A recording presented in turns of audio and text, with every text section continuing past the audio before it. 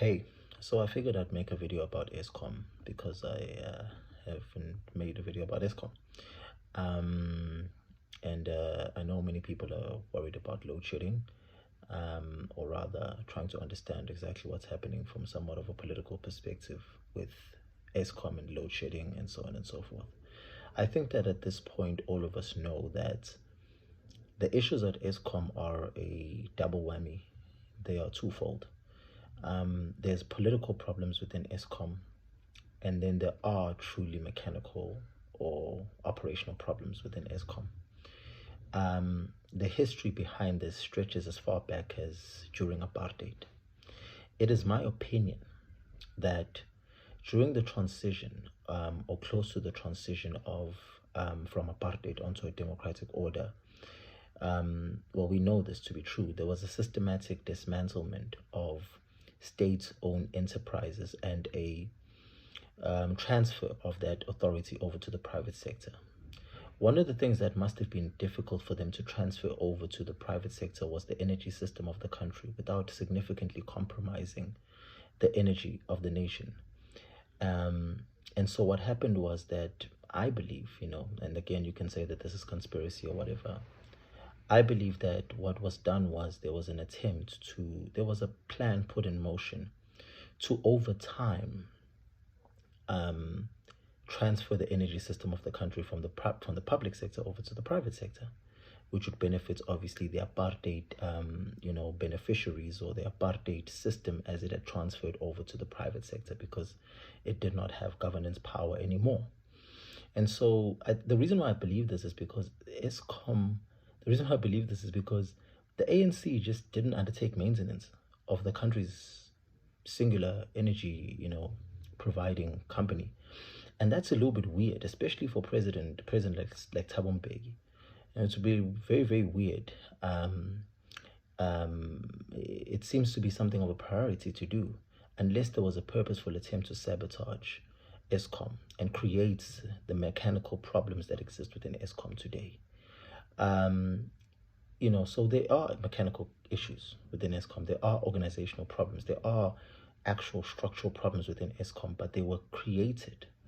That is my opinion. That's what I believe. And then we look at the political problems. Now, the mechanical problems have been made bigger than what they actually are, and we know this because of the political problems. Now, the political problems in ESCOM really come down to the fact that there's a push by the white monopoly capital or Stellenbosch mafia faction to privatize ESCOM because they want to take control of the energy system of the country. And then on the flip side, you've got, the RET formations, or progressive formations in general, but the RET formations are somewhat deceptively suggesting that they support the preservation of ESCOM as a state entity. Something tells me that after the Guptas had taken over ESCOM and had succeeded in their agenda, they would have also started pushing for a privatization of the utility. But that's just my conspiracy. Again, you can agree with it or not. But the reality here is that when Brian Molefe was a CEO of ESCOM, load shedding ended. Andre de Ruyter comes in and he's CEO, and load shedding accelerates to the highest levels. We know certain truths right now, that when Brian Molefe was CEO, he was buying coal 400 Rand per unit.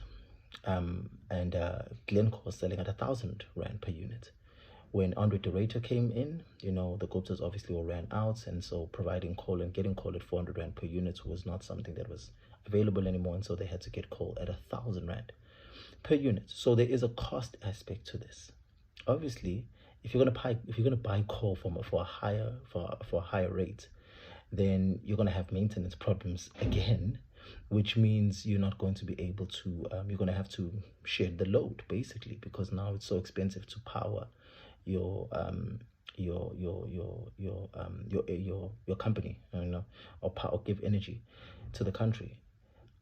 Here's what the solution simply is. The solution to ESCOM's problems are, first of all, get rid of politicians who are servicing the interests of the billionaire class and the donor class, irrespective of whether it's the Guptas or the Ruperts or the Oppenheimers. Get rid of those people from the halls of power. Make sure that politicians are focusing on just you and you alone. And the only way to do that is with the 7 steps that I mentioned of removing money from politics.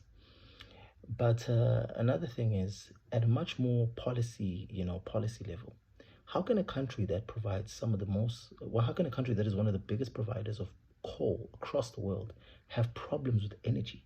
Doesn't make any sense. So let's just put aside certain reserves.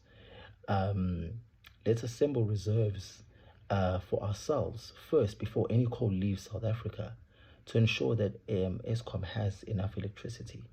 Yes, the people are going to talk about power stations, Kusela, and all those kind of things. The reality is that I'm not going to sit here and act like I know everything about that. But I can tell you that what has been very clear is that load shedding is a consequence largely of discretion on the side of special interests who want it to exist at certain moments and don't want it to exist at certain moments.